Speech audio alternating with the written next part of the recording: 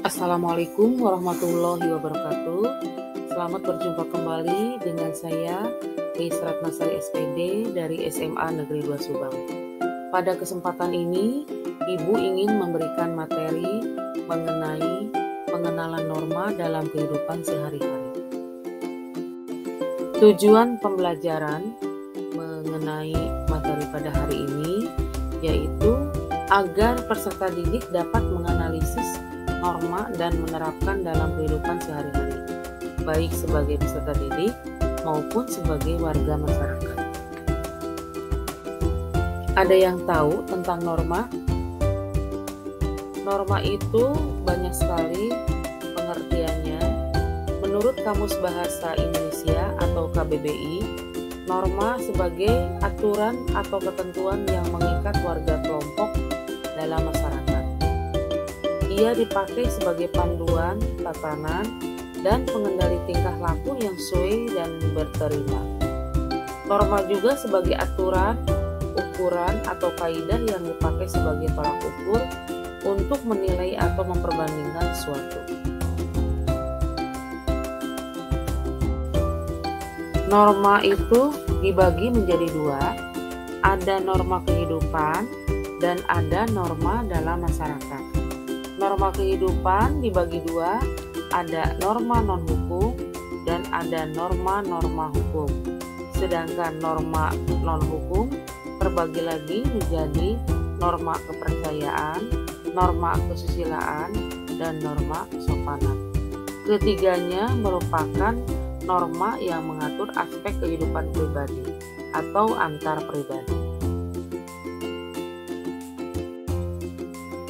Norma dalam masyarakat terbagi menjadi 4. Ada norma agama, norma sosial, norma kesusilaan, dan norma hukum.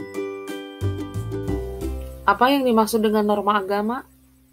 Norma agama adalah norma yang berasal dari Tuhan atau ajaran agama, yaitu yang berisi aturan-aturan sikap dan tingkah laku yang baik dan yang diajarkan oleh Tuhan melalui agamanya. Sanksinya bila melanggar itu dasar atau hukumannya dari Tuhan. Kalau bisa di akhirat kelak nanti dan bisa juga di dunia diberikan sanksi oleh Tuhan. Contoh norma agama yaitu beribadah sesuai dengan keyakinan agamanya masing-masing. Sedangkan pelanggaran norma agama diantaranya tidak beribadah, tidak menjadikan kitab suci sebagai pedoman hidup, suka mabuk-mabukan, dan suka berjudi.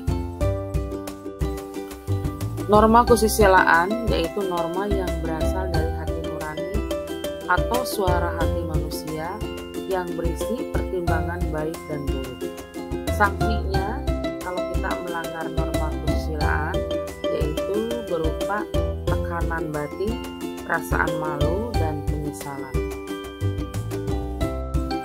Contoh pelanggaran terhadap norma kesusilaan, di antaranya suka berbohong, pilih kasih, tidak adil, atau semua perilaku yang tidak baik yang tidak diketahui oleh orang lain. Artinya, kalau kita melanggar norma kesusilaan, maka sanksinya juga akan datang dari diri sendiri atau dari masyarakat. Kemudian seterusnya adalah norma sosial atau norma adat. Norma ini berasal dari kebiasaan sekelompok orang atau masyarakat yang dianggap baik. Sanksinya bila kita melanggar norma sosial atau norma adat akan datang dari masyarakat, yaitu berupa dicela, dicemooh, dikucilkan, diasingkan, dicap jelek, atau dijauhi. Contoh norma sosial atau adat ya.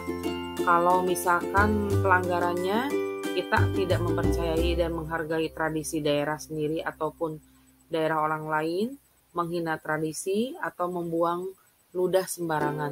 Jadi kalau kita melanggar norma sosial atau norma adat, sama sanksinya juga akan datang dari masyarakat berupa kucilan, cemoohan, ataupun dijauhi oleh masyarakat adatnya.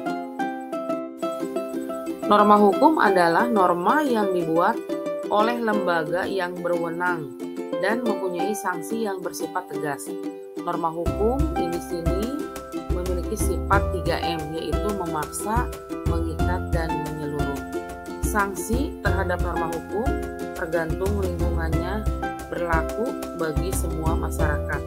Berat dan ringannya tergantung pelanggaran. Misalnya, hukum sekolah, tata tertib sekolah, sanksinya skor, hukum negara, sanksinya kurungan, penjara, denda, atau mati. Contoh pelanggaran norma hukum diantaranya melanggar ketertiban lalu lintas, mencuri, membunuh, telat membayar pajak, atau membawa senjata tajam. Terima kasih anak-anakku sekalian yang telah menyimak, memperhatikan materi yang diberikan oleh Ibu. Sekali lagi, mudah-mudahan apa yang Ibu berikan banyak manfaatnya bagi kita semua. Mohon maaf apabila banyak kesalahan. Wabillahi taufiq wal hidayah. Wassalamualaikum warahmatullahi wabarakatuh.